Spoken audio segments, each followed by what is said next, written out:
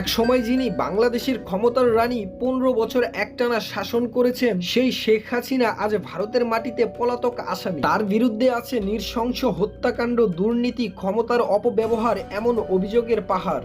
প্রশ্ন এখন একটাই, সে কি আবার বাংলাদেশে ফিরে এসে ক্ষমতা দখল করতে পারবে, নাকি আদালতের ফাঁসির দড়ি তার জন্য অপেক্ষা করছে? শেখ হাসিনা 1981 সালে আওয়ামী লীগের সভাপতি হন আর 1996 সালে প্রথমবার বাংলাদেশের প্রধানমন্ত্রী। প্রথম মেয়াদকালেই শুরু হয় নানা বিতর্ক, দুর্নীতি, দলীয়করণ, বিরোধী দমন। 1909 সালে ফের ক্ষমতায় এসে পরের 15 বছর ধরে প্রায় এক স্বচ্ছ শাসন, যেখানে নির্বাচন ছিল প্রশ্নবিদ্ধ আর গণমাধ্যমে ছিল কড়া নিয়ন্ত্রণ। তার বিরুদ্ধে গুরুতর অভিযোগগুলোর মধ্যে রয়েছে গণহত্যা ও মানবাধিকার লঙ্ঘন, 2018 সালের নির্বাচনের সময় ও 2024 সালের কোটা আন্দোলনে গুলি চালিয়ে শিক্ষার্থী ও সাধারণ মানুষ হত্যা, মেগা প্রকল্পে অতিরিক্ত খরচ, কমিশন খাওয়ার অভিযোগ, বিদেশে অর্থ পাচার, বিরোধী রাজনীতিবিদদের সাজানো মামলায় দ্বন্দ্ব, সমালোচনাকারী সাংবাদিকদের গ্রেপ্তার ও সংবাদপত্র বন্ধ করা, বিএনপি জামাত সহ বিরোধীদের সভা সমাবেশে পুলিশ হামলা, এরকম আরো অনেক অপরাধের কথা রয়ে গেছে পাথরের নিচে চাপা, যা বলে শেষ করা যাবে না।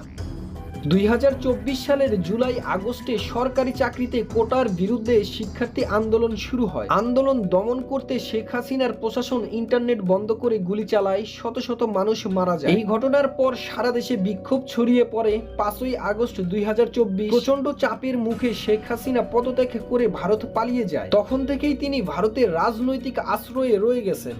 এখন সবার মনে প্রশ্ন একটাই, শেখ হাসিনা কি এখন দেশে ফিরে আসতে পারবে? আইন বিশেষজ্ঞরা বলছেন ভারতে থাকা অবস্থায় শেখ হাসিনার দেশে ফেরত আসা প্রায় অসম্ভব, যদি না বাংলাদেশে আবার তার দল ক্ষমতা দখল করে। কারণ বর্তমান সরকার ও আদালত তাকে পলাতক আসামি হিসেবে ঘোষণা করেছে। যদি ইন্টারপোল রেড নোটিশ জারি হয় এবং ভারত সহমত হয়, তাহলে তাকে গ্রেফতার করে দেশে ফেরত পাঠানো সম্ভব। কিন্তু ভারতের রাজনৈতিক স্বার্থ বড় ভূমিকা রাখবে, কারণ তারা তাকে ফেরত দেবে নাকি আশ্রয় দেবে, সেটাই এখন বড় প্রশ্ন।